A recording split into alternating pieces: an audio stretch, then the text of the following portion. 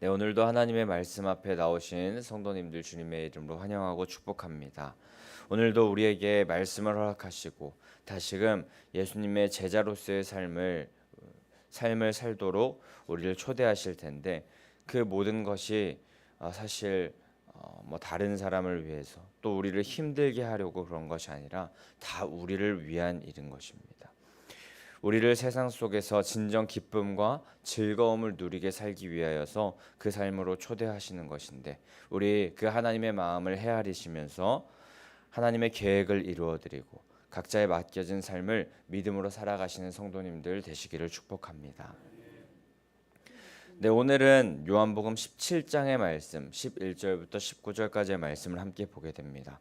오늘 본문에서는 예수님께서 자신이 십자가와 부활로 하나님께서 맡기신 사명을 마치고 이제 하늘로 올라가게 되실 텐데 그때에 남게 될 제자들을 향하여 각별한 관심을 가지면서 하나님께 기도하시는 그런 본문이 바로 오늘의 말씀입니다. 분명히 언제나 동행하시고 또 함께 하여 주시는 그 하나님이시겠지만 이전처럼 이제 함께 다니시면서 육체로 함께 거하며 교훈해 주시고 또 보호해 주실 수 없기 때문에 이런 말씀을 하고 계십니다. 그런 예수님께서 11절부터 이제 제자들을 위하여서 기도하시는데 하나님 아버지께 기도하고 계십니다. 예수님께서는 하나님께 기도하고 계시는데 이것을 통하여서 우리는 우리의 기도의 대상은 예수님과 같이 하나님이 되셔야 하며 하나님께서 우리의 기도를 들으시고 우리의 기도에 응답하시고 역사하신다는 사실을 다시 한번 기억하기를 원합니다. 우리의 기도를 들으시는 분이 누구인지 우리가 바로 알고 또 우리의 기도에 응답하실 수 있는 분이 누구인지 바로 알아서 그분께 기도하는 우리가 되어야 할 줄 믿습니다. 이 새벽에 다른 것에 내 마음속에 내 생각을 위하여서 기도하는 것 아니라 그리고 그것을 향하여 기도하는 것이 아니라 하나님 아버지를 향하여 기도하는 성도님들 되셔야 할 줄 믿습니다. 그렇게 예수님은 하나님께 기도하시는데 11절에 나는 세상에 더 있지 아니하오나 그들은 세상에 있다고 하면서 거룩하신 아버지여 내게 주신 아버지의 이름으로 그들을 보존하사 우리와 같이 그들도 하나가 되게 하옵소서라고 그렇게 기도하십니다. 남겨질 제자들을 위하여서 기도하시는 처음 말씀이 바로 이것입니다. 그런데 자신이 떠나게 될 때에 예수님께서 이제 그들과 함께 계시지 못하고 그들을 남겨두고 다른 곳으로 가시게 될 때 하는 기도라면 제자들을 위하여서 하는 기도라면 상식적으로 생각해 볼 때 저는 하나님 제가 떠난다 할지라도 이들이 세상에서 어려움 당하지 않게 도와주시고 또 부족함 없도록 도와주시고 필요를 채워주시고 어딜 가든지 그들을 보호하여 주시옵소서 하면서 그들을 위하여서 혼자 있을 그들을 위하여서 여러 가지 필요와 어려움들 환난들 이런 것들을 도우시고 보호하여 주시고 채워달라 이런 기도를 하는 게 더 어울릴 것 같다는 생각이 들었습니다. 하지만 예수님께서 하시는 기도는 우리와 같이 그들도 하나가 되게 하옵소서라고 그렇게 기도하십니다. 이렇게 기도하신 이유는요. 삼위 하나님께서 하나이신 것 같이 제자들 장차 교회로 부름받을 그들이 하나가 되길 원하셔서 그리고 또 그 하나가 됨이 진정 능력임을 아셨기 때문에 이렇게 기도하신 것입니다. 하나님의 뜻과 계획을 따라서 한 방향으로 함께 나아가는 자들, 그들이 진짜 능력 있는 자들이 되는 것이며 또 그들이 이제 교회로 살아가야 될 텐데 이 교회는 그리스도의 몸이며 또 그 교회로 부름받은 우리 모두는 그 몸의 지체이기 때문에 진정한 교회가 되기 위해서 서로가 연합된 진정한 교회가 되기 위해서는 반드시 하나가 되어야 됐고 그 하나가 될 때 교회는 능력이 있으며 하나님의 자녀들 예수 그리스도의 제자들은 능력이 있다는 것을 아시고 예수님께서는 그들로 하나가 되게 하여 달라는 기도를 하시면서 그들을 중보하신 것입니다. 이렇게 하나가 될 때 하나님께서 기뻐하시며 영광을 받을 것이고, 이 악한 세상 속에서 그리스도의 제자라는 것을 드러낼 수 있을 텐데, 또 하나님께서 예수 그리스도를 세상에 보내신 것을 증거하게 될 텐데, 그렇기 때문에 예수 그리스도는 우리가 하나가 되기를 원하시면서 기도하신 것이었습니다. 성도님들, 예수님의 기도와 같이 우리가 하나 될 때 하나님의 나라는 더 가까이 임하는 줄 믿습니다. 또한 예수 그리스도를 전하고 증거할 수 있는 방법도 이 하나됨의 그 비결이 있습니다. 내일 본문인데요, 요한복음 17장 21절에 이런 말씀이 있습니다. 아버지여, 아버지께서 내 안에, 내가 아버지 안에 있는 것 같이 그들도 다 하나가 되어 우리 안에 있게 하사 세상으로 아버지께서 나를 보내신 것을 믿게 하옵소서. 아멘. 이렇게 말씀하십니다. 이 땅 가운데 하나님의 사명을 감당하는 것, 그것은 하나됨에서 시작하는데, 그 하나됨으로 또한 예수 그리스도를 전할 수 있는 힘 또한 생기는데, 그렇다면 우리는 무엇에 하나가 되어야 될까요? 에베소서 4장 13절 말씀입니다. 우리가 다 하나님의 아들을 믿는 것과 아는 일에 하나가 되어 온전한 사람을 이루어 그리스도의 장성한 분량이 충만한 데까지 이르리니. 아멘. 에베소서 4장 13절 말씀에 예수님을 믿는 것과 아는 일에 하나가 되라 말씀하십니다. 우리 모두가 올바른 믿음을 가지고 또 올바른 하나님을 아는 지식을 가지고 나아갈 때에 제자로서 감당해야 할 하나님의 뜻과 목적을 이루어낼 수 있다 말씀하시는 것입니다. 그것을 향하는 데 있어서 교회 가운데 하나님의 사역을 방해하거나 거치는 자가 되지 마시고 하나가 되기를, 믿음과 하나님을 아는 지식에 하나가 되기를 힘쓰는 성도님들 되셔야 할 줄 믿습니다. 근데 우리가 하나가 되려고 할 때에, 여러 가지로 하나가 되려 할 때에 또 드는 생각이, 내 생각대로 가서 하나가 되는 것이 맞다라는 그런 생각이 있을 수도, 그리고 어떤 사람은, 상대방은 내 생각대로 하는 것이 맞다라는 그런 고민이 있을 수 있습니다. 둘 다 선한 고민을 가지고 그렇게 나아가는 고민일 때, 그때 어떤 기준을 가지고 우리가 하나가 되어야 되는가, 어떤 기준을 가지고 누가 맞냐 그러냐를 우리가 생각할 때에 사랑으로 하나가 되는 것이 먼저이겠으며, 또 계속하여서 그 기준이 어디인지에 대해서 우리가 생각할 때에 하나님께 영광이 되는 일인가 아닌 일인가를 생각해 보면 아마 답은 쉽게 나올 것입니다. 우리 하나가 되라고 명령하신 예수 그리스도의 말씀을 기억하면서 바른 방향을 잡고 끝까지 하나가 되기를 결단하는 귀한 성도님들 되시기를 축복합니다. 이렇게 예수님께서 제자들을 위해서 기도하셨는데요, 그들을 위하여 하나가 되기를 기도하신 이유는 바로 13절 말씀과 같이 하나가 된다면은 진정 예수 그리스도께서 원하시는 것, 바로 예수 그리스도께서 누리셨던 기쁨이 우리 안에 충만해질 수 있기 때문입니다.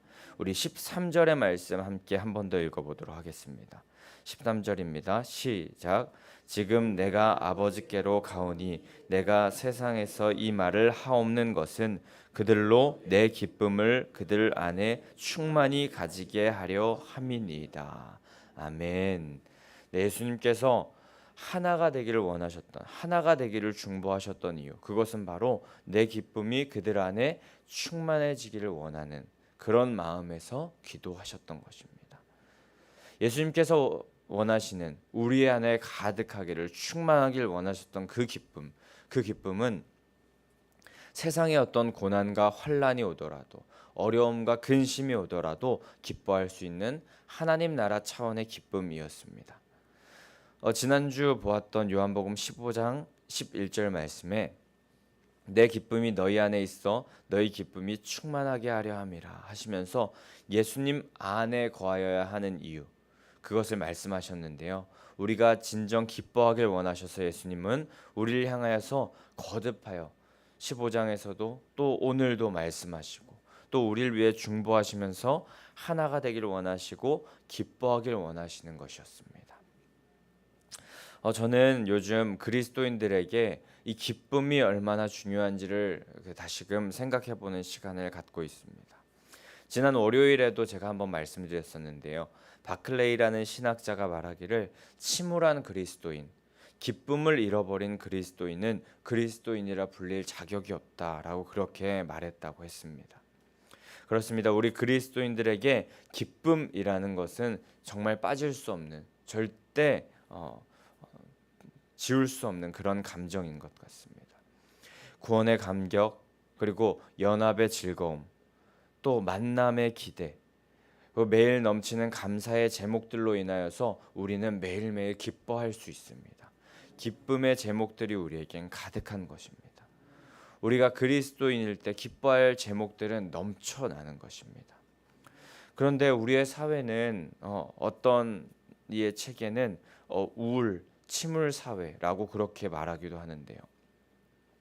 왜 우리의 사회는, 우리의 인생은 왜 우울과 침울, 근심과 걱정으로 물들어 버렸을까요? 하나님과 하나 되지 않고 사랑으로 이웃과 하나 되려 하지 않고 하나님의 영광을 높이는 일을 멈추어 버렸기 때문입니다. 그리고는 세상의 다른 방법으로 우리 안에 그 기쁨의 그 자리를 세상의 다른 방법으로 채우고 찾으려고 했었습니다. 하지만 그 기쁨들, 세상으로 채우려는 기쁨들, 그것은 바로 밑빠진 독에 물 붓는 것과 같은 기쁨이었습니다. 이내 그 근원이 말라버리고 마는 것입니다. 성도님들, 하나님은 우리의 모든 사람들이, 모든 그리스도인들이 다 기뻐하길 원하시며 또 그 기뻐함을 명령하셔서 우리는 반드시 기뻐해야 되고 또 기뻐할 수 있어야 합니다. 기뻐할 이유를 다 주셨기 때문입니다. 우리 오늘 예수 그리스도께서 간절히 원하셨던 그 기쁨의 이유를 발견하시고 진정 기뻐할 수 있는 자 되기를 축복합니다. 그 기쁨은 예수님 안에 거할 때 임할 수 있는 기쁨이며 또 하나님의 영광을 위하여 주님과 연합하고 교회와 이웃과 하나 될 때에 그 기쁨은 우리 가운데 자연스레 임할 줄 믿습니다.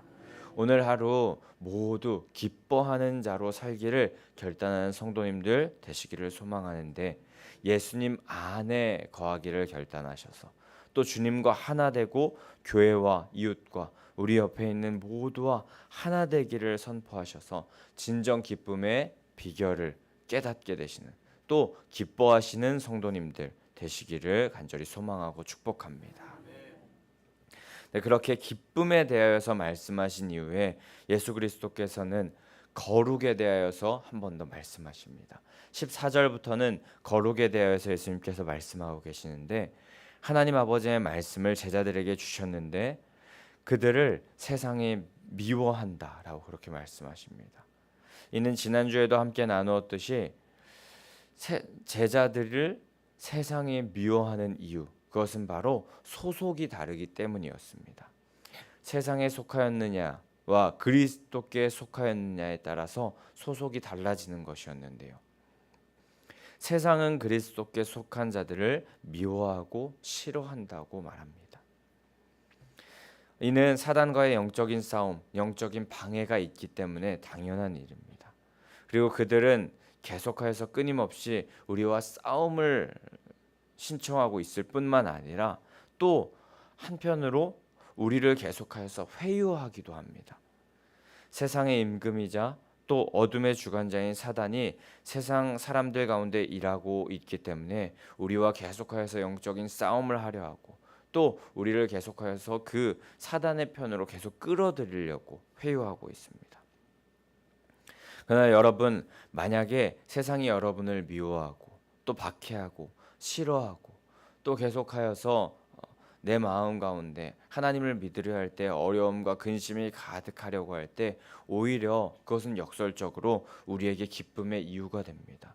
왜냐하면 이것이 세상에 속한 자가 아니라 하나님께 속한 자라는 증거가 되기 때문입니다. 하나님께 속해 있기 때문에 언제나 우리는 그 근심과 두려움 또 어려움을 이겨낼 수 있는 비결을 가지고 있는 자들이기 때문입니다. 그러나 세상은 계속하여 우리를 유혹하고 조롱할 것입니다. 그렇지만 역설적이게도 그 자리가 우리가 있어야 할 자리입니다.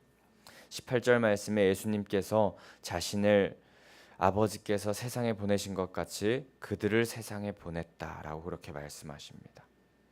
하지만 그 세상 가운데 살아가지만 세상의 풍조에 속하지 않고 우리는 하나님 나라의 시민권을 가지고 이 땅 가운데선 나그네로 살아가기를 원하시면서 말씀하시기를 우리들을 진리로 거룩하게 하옵소서라고 그렇게 말씀하십니다. 이는 우리를 세상에서 하나님 나라의 그 시민권을 가지고 살지만 잠시 이 땅 가운데 세상 가운데 살게 하셨지만 영적으로 악한 풍조에 물들지 않는 삶을 추구하라고 말씀하시면서 그 방법, 그 비결을 언급하시는 것이니 바로 진리로 거룩하게 되는 것. 그것이 바로 우리가 이 세상 가운데서 하나님 나라 백성으로 살아가며 또 이 세상을 하나님 나라로 변화시키면서 선한 영향력을 내뿜을 수 있는 방법. 그것이 바로 진리로 거룩하게 되는 것인 것입니다. 세상으로부터 우리 자신들을 성별하고 악에 물들지 않는 것, 그것이 바로 거룩일 텐데 또 우리가 이 거룩을 지켜나가기를 힘써야 할 텐데요. 세상과 구별되는 이 거룩을 지키는 방법은 오직 진리인 하나님의 말씀밖에 없다고 말씀하시는 것입니다. 하나님의 말씀, 진리로 우리가 거룩할 수 있는데 그 거룩을 지켜내는 것, 그것은 바로 하나님의 말씀이며 그 말씀은 너무나도 능력이 있다라는 말씀입니다. 그 말씀으로 우린 모든 선한 일을 행하며 온전한 사람이 될 수 있습니다. 세상 가운데 거룩을 지켜내는 방법, 그것은 오직 말씀임을 기억하면서 영적인 싸움을 이길 수 있는 유일한 무기, 말씀을 사모해야 할 줄 믿습니다. 우리는 매일매일 말씀을 더 가까이 하면서 또 말씀을 묵상하며 또 설교 중에 주시는 레마의 음성을 사모하며 말씀 앞으로 나아가야 할 줄 믿습니다. 그런데 혹시 어떤 사람들은 혹자들은 너무 바빠서 말씀을 볼 시간이 없습니다 라고 그렇게 말하는 사람들이 있습니다. 너무 바빠서 그 예배에 참여하여 설교의 말씀을 들을 시간이 없다고 하는 사람이 있고 너무 바빠서 큐티하고 묵상할 시간이 없다는 사람들이 있습니다. 간절히 바라기는 우선순위를 조금 바꿔야 할 줄 믿습니다. 말씀과 기도가 우리의 생명인데 말씀이 우리의 앞을 비추는 어두운 세상 가운데 우리의 앞을 비추는 빛인데 생명인 말씀 그리고 생명인 기도 또 우리 앞을 비추는 말씀 기도를 무시하면서 살아간다는 것 그것은 우리가 언제 죽어도 상관없고 우리 앞에 아무것도 보이지 않아서 빛 대신 그 말씀을 비추면서 나아가야 되는데 우리가 그 말씀을 사모하지 않고 말씀을 우리 마음 가운데 새기지 않고 나아간다는 것 그것은 앞에 절벽이 있다 하더라도 그냥 떨어져도 상관없다라는 그런 말과 같을 것입니다. 하나님께서 허락하신 귀중한 삶을 내가 원하는 것만 하다 허무하게 끝내지 마시기 바랍니다.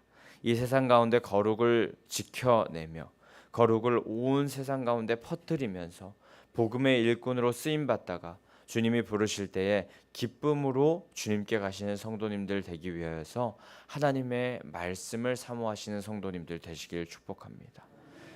우리의 영혼을 튼튼히 하고 거룩을 지킬 수 있는 유일한 방법 오직 하나님의 말씀인 줄 믿습니다. 말씀으로 오신 예수 그리스도 안에 거하는 기쁨이 충만한 풍성이 열매 맺는 삶을 사시는 성도님들 되셔야 할 텐데 모두 주님과 하나가 되어 교회, 이웃을 하나로 묶는 하나님의 명령을 거룩히 지켜나가는 성도님들 되시기를 축복합니다. 그렇게 살아낸다면 하나님께서 영광 받으시고 우리들은 하나님께 칭찬과 위로를 받는 삶을 살게 될 줄 믿습니다. 오늘 하나님께서 사랑하며 하나가 되라고 말씀하시며 또 기뻐하는 신앙생활 하라 하시고 또 진리로 거룩하여져서 세상을 이기는 믿음을 가지라고 말씀하고 계십니다. 이것이 하나님의 뜻임을 기억하면서 오늘 하루 이 모든 것을 다 이룰 수 있도록 도우신 부활의 주님과 함께 말씀을 삶으로 준행하시는, 실천하시는, 삶 가운데 나타내시는 성도님들 되시기를 주님의 이름으로 간절히 소망하고 축복합니다. 아멘. 우리 시간 가운데 함께 그럼 546장 찬송하신 후에 기도하며 나아가도록 하겠습니다.